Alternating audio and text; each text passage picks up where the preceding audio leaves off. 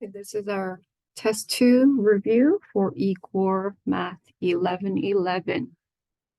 I'm just going to go through some problems that you should focus on for the second test. Okay, for question 1, it asks find the slope of the line through the points -1, -7, and 0, -9. And we're going to use the slope formula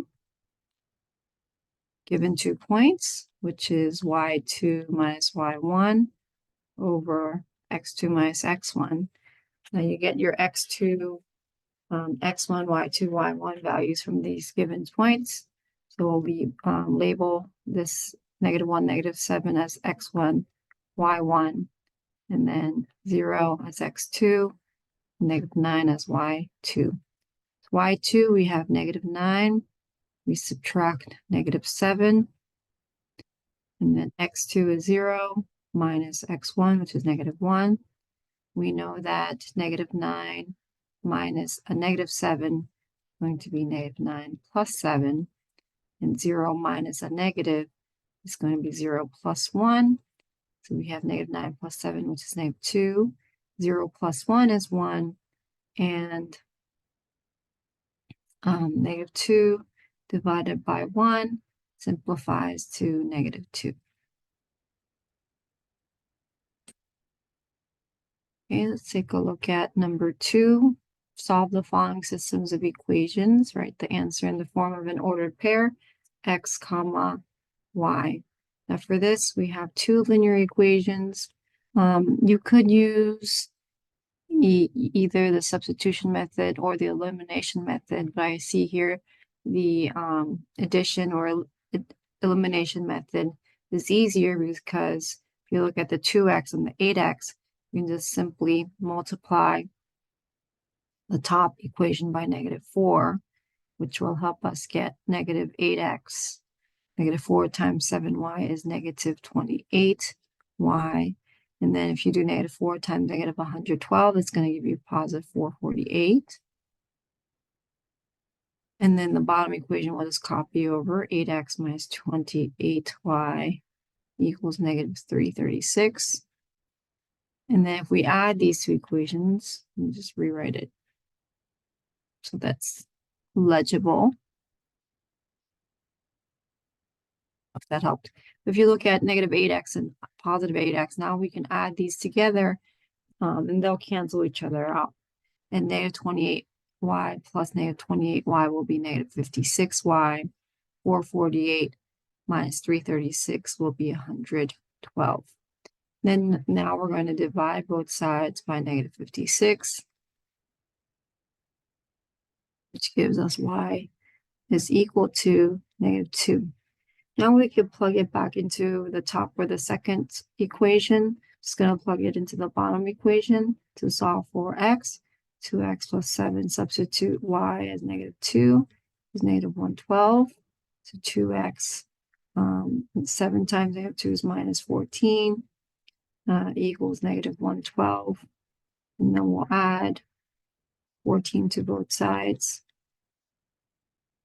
which then is equal to 2x is equal to -98. And then divide both sides by 2 to get x is equal to -49. Okay, so our solution is an ordered pair, x first, so -49, comma, -2. Okay, let's look at 3. Find the average rate of change of the given function on the interval 2, 6, where h of x equals 4x squared plus 6x minus 7. Now for this, the average rate of change formula, it's the same as the slope formula, which is y2 minus y1 over x2 minus x1. Except for average rate of change, we use the function notation, which is, I guess I'll use h of x2 minus h of x1 all over all over x2 minus x1. And what is x2, x1? Well, x1 is equal to 2, right? Because that's your x1. And then x2 your second x value is 6. Okay, to find h of x1, we just write h of 2, which is, now we're going to plug it into the formula for parentheses 2 squared plus 6 parentheses 2 minus 7. And I just put that in the calculator, which gives us 21. And we do the same thing for h of 6, plug 6 into the function for 6 squared plus 6 times 6 minus 7, and that gives us 173. So now we have the average rate of change is h of 6 minus h of 2 divided by 6 minus 2. H of 6 we just found out it's 173. H of 2 is 21 divided by 6 minus 2, and that's going to be, put that 173 minus 21 is 152. I'm out of space. Let me put that as 152 over 4. And if we divide that by 4, we get 38, which is the average rate of change for this function. Okay, moving on to 4, we have find the difference quotient of h of x plus h minus f of x all over h for this function given below. Okay, so we need to find f of x plus h first, so we'll do that step here. And that means we're going to plug in -7 for x. For x, we're going to substitute that as x plus h and plus 4, which gives us, now we distribute -7x minus 7h plus 4. Okay, that's f of x plus h. And now we can subtract f of x. So if we rewrite the difference quotient, f of x plus h, we just found was -7x minus 7h plus 4. And that's f of x plus h. And then we subtract f of x, which is the original function, -7x plus 4. And we have to divide that by h, because that's what the difference quotient tells us to do. Okay, so if we simplify this, we have -7x minus 7h plus 4. We have to distribute the negative, so we have plus 7x minus 4 all over h. If you see here, the -7x cancels with the positive 7x, and so do the 4 minus the 4, which leaves us with -7h over h, and h divided by h cancels out, and so we have -7 as our difference quotient. Okay, number 5, we need to find the slope of the line through these 2 points, 2, 8, and 9, -10. So finding the slope again is y2 minus y1 divided by x2 minus x1, and label your points x1, y1, x2, y2. So y2 is -10, minus y1 is 8, x2 is 9, and we minus the 2, and we have -18, and then over 9 minus 2 is 7, and -18 over 7. Can't simplify that, so we'll leave that in fraction form. Okay, here's number 6. Find the x-intercept of this line, y equals 6x plus 4. Excuse me. To find any x-intercept, we plug in 0 for y. So we set y equal to 0, and then write 6x plus 24. And then we solve for x by subtracting 24 on both sides of the equation. And then we get 0 minus 24, which is -24, equals 6x. Then we divide both sides by 6, which is x is equal to -4. So we need to type it as an ordered pair. So x-intercept is -4, comma 0, because that's what we use to get our x-intercepts. All x-intercepts have zeros for its y value. Okay, 7, find the equation of the line through -5, 5 that is parallel to the line y equals -5x plus 9. Okay, we're going to first look at parallel. If it's parallel to this line, we know it has the same slope. So we're going to borrow that slope and say our line has the same slope, which is -5. And then we'll use -5, 5 as our point x1, y1 in our point slope form, which is y minus y1 equals m times x minus x1. We're going to use that to get the slope-intercept form. So we have y minus y1, 5, equals our slope, -5, x minus, because it's a minus, x1 is -5. So I'll rewrite this as y minus 5, -5x plus 5, which gives us y minus 5. Distributing the -5 is -5x minus 25.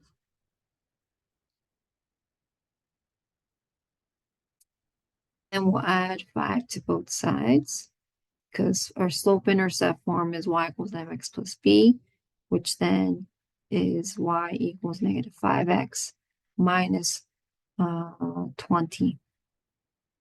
So that is our slope-intercept form. When we're slope-intercept form is y equals mx plus b.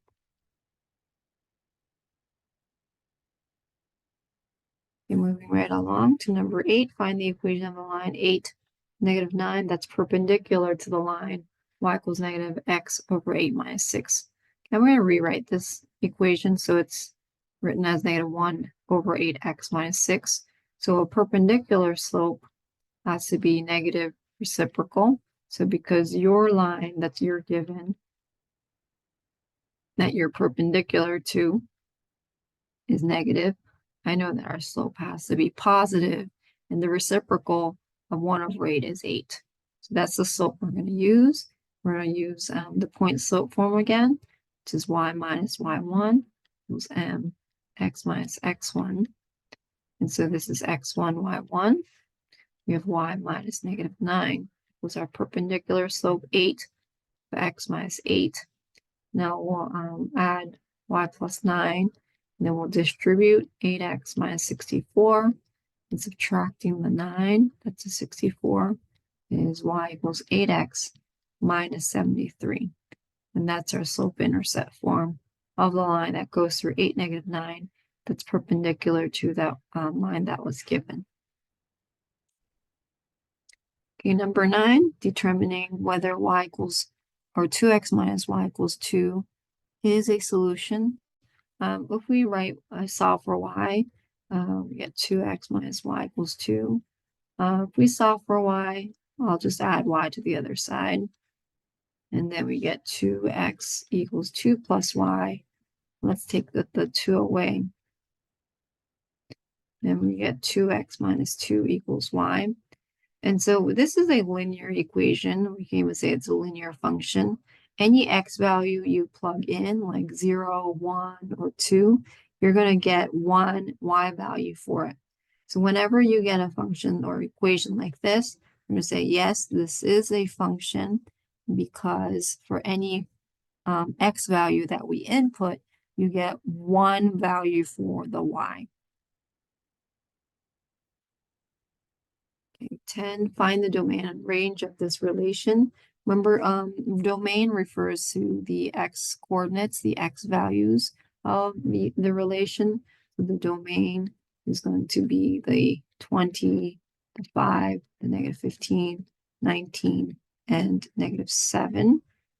And then the range are all the y values of that relation, the 2, the 7, -22, -16, and -8.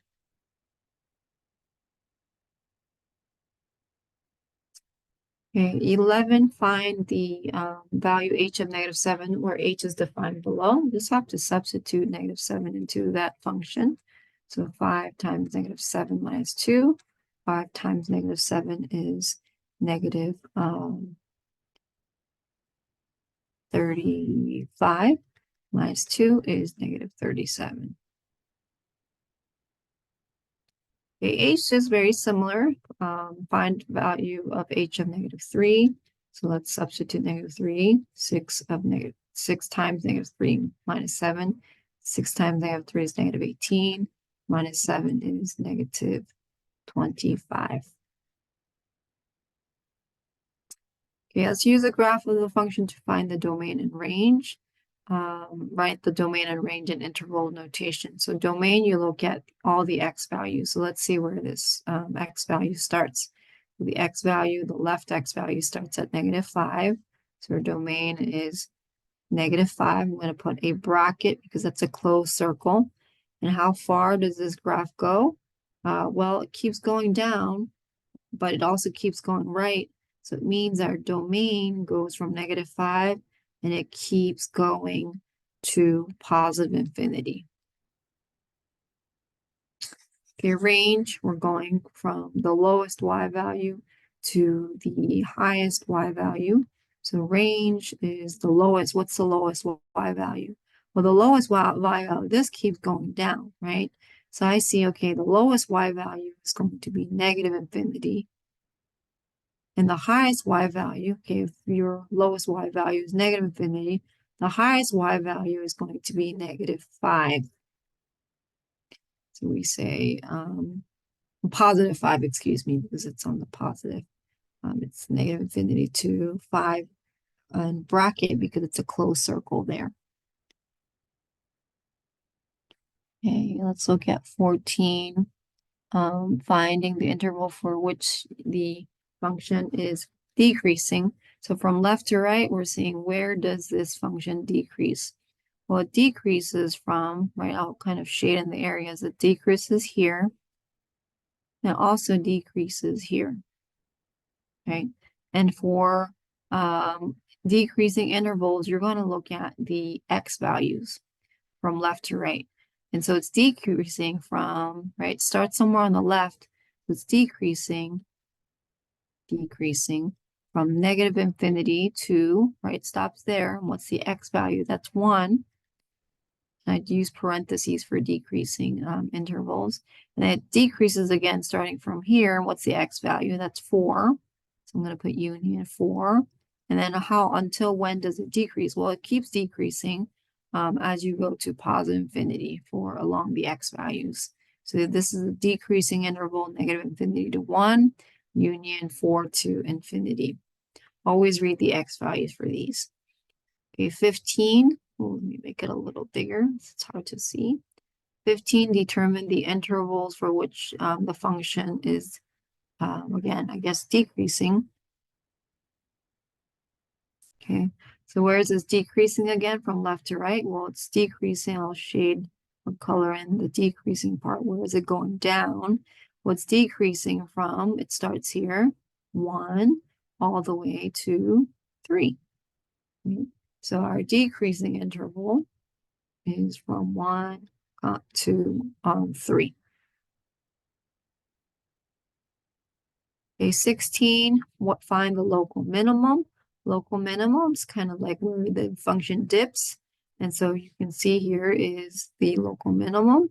And that point, we can read that as 1, comma, -3, because the x value is 1, and y value is -3. That's the ordered pair of this relative or local minimum. Well, let me make that bigger as well. Find the local minimum of this function. So again, similar problem like the one previously. So local minimum is right here. That's where you see the dip. And the x value is -4. The y value is -5. So that is the local minimum, -4, comma, -5. Okay, 18, find the average rate of change. Again, that was a similar problem I think we had earlier. And it's, right, that's x1, that's x2, and the average rate of change is h of x2 minus h of x1 over x2 minus x1. So then if we plug the values in, we need to find h of 6 minus h of 4 over 6 minus 4. Okay, let's find h of 6. H of 6, if we plug it into the function, it's 6 times 6 squared plus 2 times 6 minus 1. I just plug that into a calculator and I get 227. And if I do h of 4, that's 6 parentheses 4 squared plus 2 times 4 minus 1. and it gives us 103. So if I know h of 6 is 227, h of 4 is 103, 6 minus 4 is 2. That's going to simplify to 62.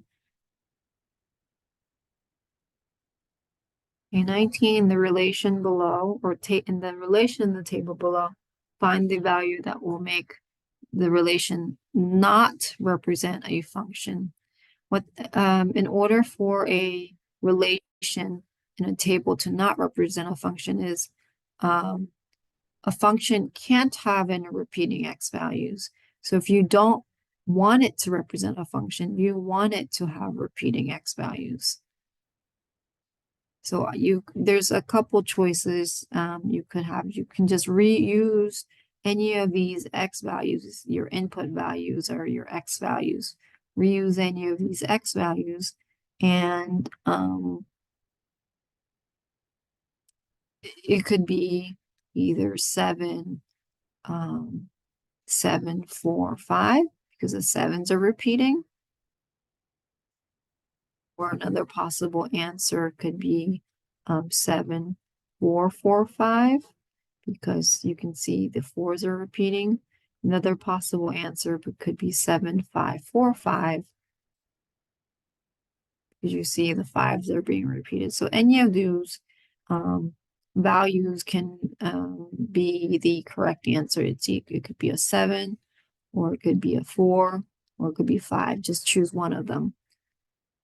Okay, finally, we're at 20, the last problem for this review. Use a graph to find the domain and range. We're going to write an interval notation. So domain, again, we're looking at the lowest x value. So it goes from -6, a bracket because it's a closed circle, all the way to 4. We're going to do parentheses, it's open. Okay, range, we're going from the lowest y value to the highest y value. So range, I can see the lowest y value is -3. Highest y value, I see it's a 5, in parentheses there. Okay, I hope you found this helpful. Remember that you can take your test 2 twice, and I take the highest attempt as your score.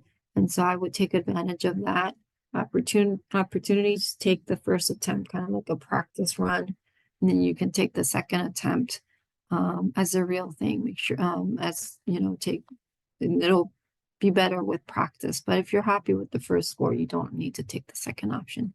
Well, good luck, and let me know if you have any questions.